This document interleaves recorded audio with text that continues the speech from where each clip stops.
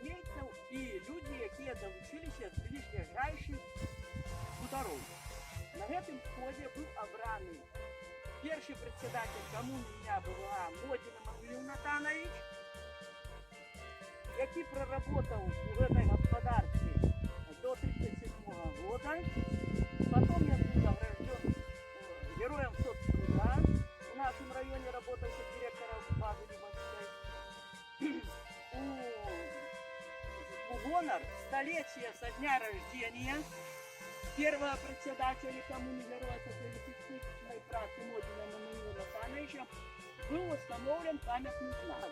91 год существования работало в том числе единственное хозяйство практически в Республике Беларусь, где работали герои соцтруда, два керовники хозяйства, герои соцтруда. Модин Мангелил Натанович кировал у начале и с 52 по 62 год Смирнов Тимофей Егорович. Я вам потом подведу и...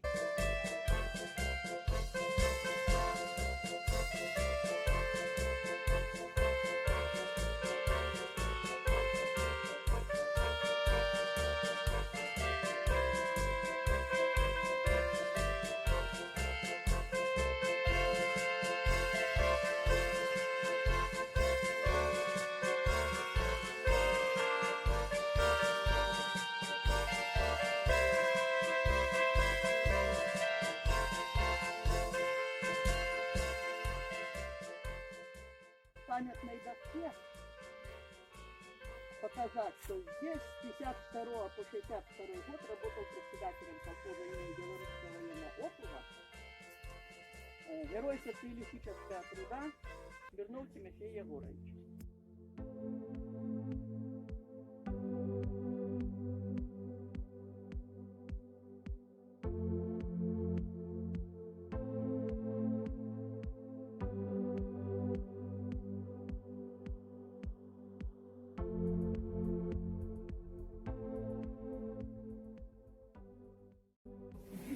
Которые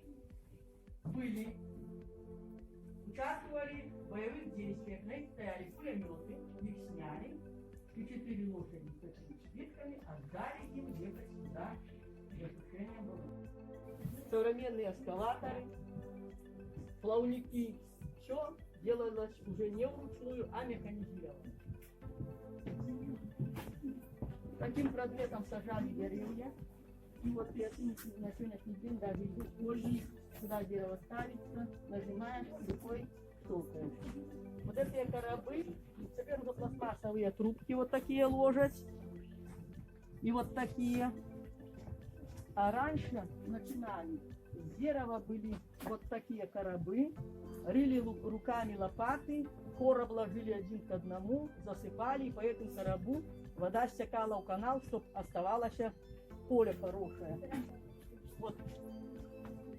Все было сделано для того, чтобы на сегодняшний день в нашей республике хватало и мяса, и молока, чтобы народ не голодал, жил в достатке, чтобы всего хватало. Имя отчества Артаменюк Андрей Ефимович. Звание родовой предоставляется к ордену славы. Год рождения 17-й. Национальность Беларусь. Имеет ранение и контузию в Отечественной войне.